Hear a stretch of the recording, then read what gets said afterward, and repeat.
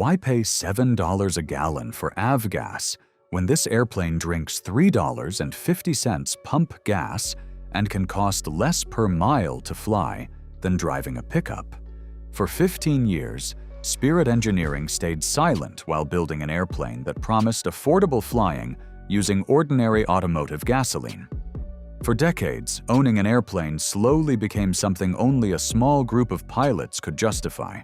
It wasn't because flying suddenly became less exciting. The real problem was everything surrounding it. Aviation fuel kept getting more expensive. Certified aircraft prices climbed year after year. Maintenance bills grew larger, and even storing an airplane in a hangar could cost thousands of dollars annually. Before a pilot even left the runway, the wallet had already taken a beating. And then, something changed. Instead of chasing higher speeds or bigger engines like everyone else, Spirit Engineering started asking a completely different question. What if the biggest problem wasn't the airplane itself, but the cost of owning one? Company founder Steve Wood believed affordable aviation wasn't dead. It had simply been buried under decades of complexity. His goal wasn't to build the fastest light sport airplane or the most luxurious cockpit. It was to create an airplane that ordinary people could actually afford to buy, fuel, maintain, and keep flying for years. That single idea would shape every decision that followed. Most aviation companies spend years teasing new airplanes with flashy renderings and prototype photos. Spirit Engineering did the exact opposite. Steve Wood, an aeronautical engineer whose background included aircraft design consulting and defense manufacturing, quietly assembled a small engineering team and disappeared from the spotlight. Before this project, he had worked on military equipment and several unique aircraft programs, giving him years of experience solving difficult engineering problems. For more than a decade, almost nobody outside the company knew what was happening inside its Colorado facility. There were no public prototypes, no marketing campaigns, and no promises about future deliveries. Instead, they focused on building an entire manufacturing system before telling the world the airplane even existed. Then came Oshkosh. 4 finished SE-1 aircraft suddenly appeared at EAA AirVenture after flying all the way from Colorado, instantly becoming one of the show's biggest surprises. Visitors weren't looking at unfinished concepts. They were looking at production-ready airplanes, and the reaction was exactly what Spirit Engineering had hoped for. Years of silence had turned into one unforgettable debut. Here's where this story takes another unexpected turn. Most airplane designers begin with performance numbers. Steve Wood started with the factory floor. Every part of the SE-1 was designed by asking a simple question: can this be built with fewer steps, fewer parts, and fewer labor hours? If the answer was no, the design went back for another revision. That philosophy influenced everything from the shape of the airplane to the smallest structural details. The smooth, vintage curves weren't created by accident either. Using full 3D computer modeling, the team viewed the airplane from every possible angle, refining its lines until beauty and manufacturability worked together. Steve Wood later explained that nothing on the airplane happened by chance. Every curve served a purpose, and every detail had been reconsidered multiple times. His engineering philosophy was simple. A great concept can be ruined by poor execution, but perfect execution can never rescue a bad concept. That's why the SE-1 doesn't just look like a classic airplane from aviation's golden age. It was intentionally engineered to feel timeless, while remaining remarkably simple to build. But designing a simple airplane wasn't enough. Spirit Engineering also wanted to build it efficiently. Walk through its factory, and almost every airframe component begins as raw aluminum or steel. Massive aluminum coils arrive by the ton before being cut into sheets. Fiber lasers slice thick metal with precision, CNC routers shape lighter components. Press brakes create complex bends, while stretch-forming machines and giant pad presses produce the few curved panels the airplane actually needs. Almost everything that becomes part of the airframe is manufactured under one roof, while only selected engine components come from outside suppliers. That manufacturing system keeps going. Instead of building entire airplanes in one place, workers assemble smaller sections first.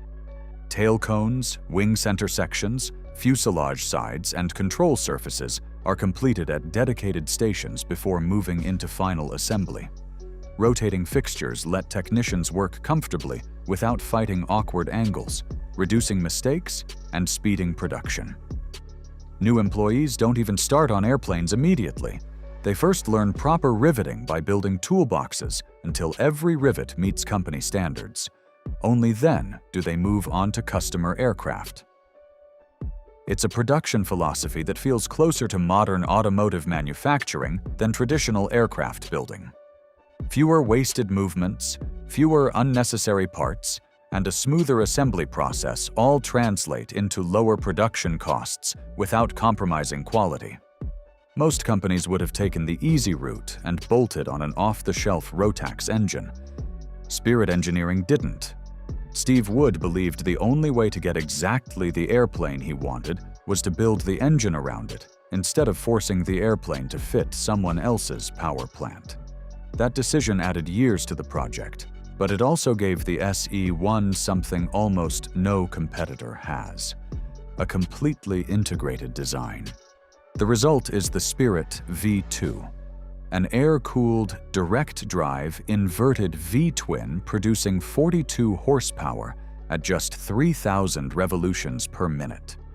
Because it develops its power at lower engine speeds, it can swing a larger propeller efficiently while keeping the design mechanically simple. The engine contains only about 135 individual part numbers, including hardware, making maintenance far less complicated than many modern aircraft engines. It also features a dry sump lubrication system and was engineered to run on either 91-octane unleaded autogas or traditional 100 LL aviation fuel. But here's what really proves Spirit Engineering's confidence. Every engine spends time in a dedicated test cell equipped with a dynamometer, where engineers simulate different temperatures, altitudes, and operating conditions before establishing durability and overhaul limits.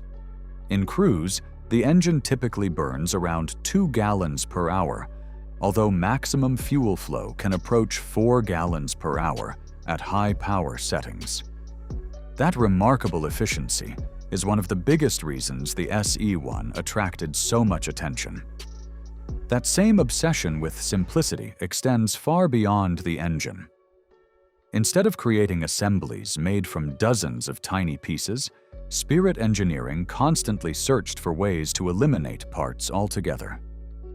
The ailerons, for example, are formed from a single folded outer skin with only a rib at each end, dramatically reducing assembly time. Throughout the airplane, matched hole construction means parts naturally line up without massive assembly jigs, allowing technicians to rivet components together accurately while spending far fewer labor hours adjusting fixtures. The airplane also relies primarily on traditional hard rivets rather than pull rivets, giving the structure exceptional strength while maintaining a classic aircraft feel. Workers even wear white cotton gloves during assembly to avoid scratching polished aluminum skins before final finishing. It's a surprisingly old-school level of craftsmanship supported by modern manufacturing techniques. Every shortcut was removed from the building process, not from the airplane itself, and that's exactly what keeps quality high while costs stay low. And then you begin noticing the little engineering decisions hidden all over the airplane. The folding wing isn't just a convenience feature, It starts with a specially designed main spar that carries almost all the structural loads through massive pivot points, instead of relying on a conventional rear spar connection. The removable wing tips, quick-access fairings, and simple attachment system all make inspections and maintenance faster without weakening the structure. The same thinking continues throughout the airframe. Spirit builds its own TIG-welded fuel tanks, uses pushrod controls for the primary flight surfaces to reduce complexity, and gives pilots 3 adjustable rudder pedal positions without adding unnecessary mechanisms. Even the decision to eliminate flaps wasn't about saving money alone. With a stall speed around 45 miles per hour, the team concluded the airplane simply didn't need them. Safety wasn't sacrificed either. A steel rollover structure sits behind the pilot's head, while the canopy latch includes an extra safety stage, so an accidental bump in flight won't immediately unlock it. Inside the cockpit, the trim system separates in-flight trim from ground adjustment, reducing unique parts while simplifying production. Even the parking brake resembles a flap lever, keeping controls intuitive for experienced pilots. None of these ideas are revolutionary on their own, but together they reveal the real philosophy behind the SE-1. Instead of chasing flashy technology, Spirit Engineering quietly questioned almost every traditional aircraft component and asked, "Can this be made simpler without giving anything up?" More often than not, the answer was yes. Step into the finished SE-1, and it feels like climbing into aviation history, until you notice the modern touches. The polished aluminum body reflects the style of 1930s aircraft, but inside, an iPad-based avionics display brings the cockpit firmly into the present. Everything sits within easy reach, from the starter controls to the trim wheel and parking brake, while the seat and rudder pedals offer multiple adjustment positions for different pilots. Visibility is excellent thanks to the open cockpit, and despite the airplane's compact size, there's enough storage for the essentials, including the wing folding tools that remain on board. Taxi handling comes from a conventional steerable tail wheel using springs rather than a rigid linkage, giving experienced taildragger pilots a familiar feel. During testing, Steve Wood even described its crosswind performance as better than many classic Cubs because of the full-span aileron design. Combined with the handmade finish and polished aluminum surfaces, the airplane feels less like a factory product and more like a carefully crafted machine built by people who genuinely love flying. But the smartest feature might not be under the cowling at all. It's what happens after the engine shuts down. Folding the wings begins by disconnecting the aileron controls through a spring-loaded latch before securing the control surface in place.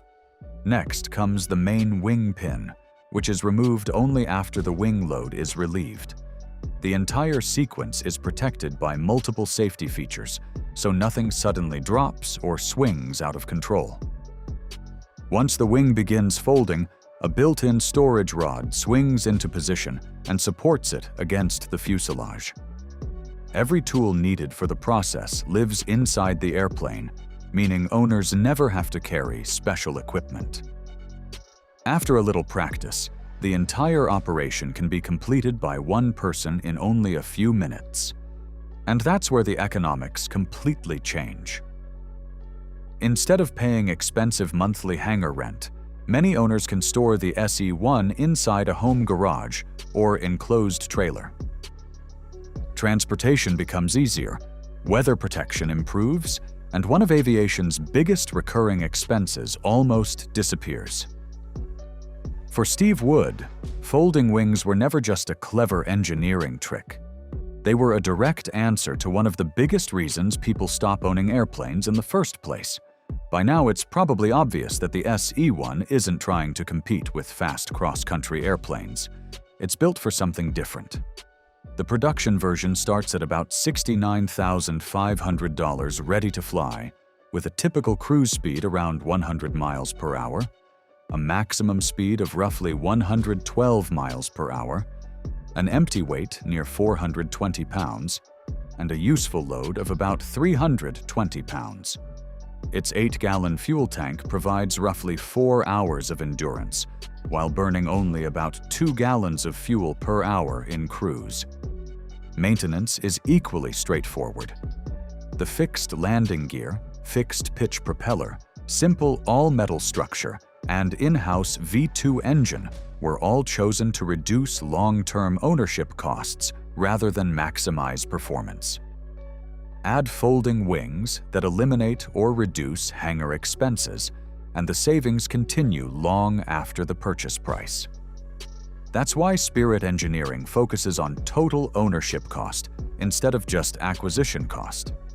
Compared with many certified aircraft costing several $100,000, the SE-1 offers a completely different ownership experience. It's aimed at recreational pilots who want weekend flying, local adventures, and the pure joy of open-cockpit aviation without overwhelming operating expenses. That refreshing philosophy, and not just its polished aluminum looks, is exactly why 4 little airplanes arriving unexpectedly at Oshkosh became one of the event's biggest success stories. The SE-1 was never built to be the fastest airplane in the sky. It was built to make personal aviation affordable again. And if an airplane that runs on ordinary gas can really make flying cost less than many people expect, maybe the dream of owning one isn't so far away after all.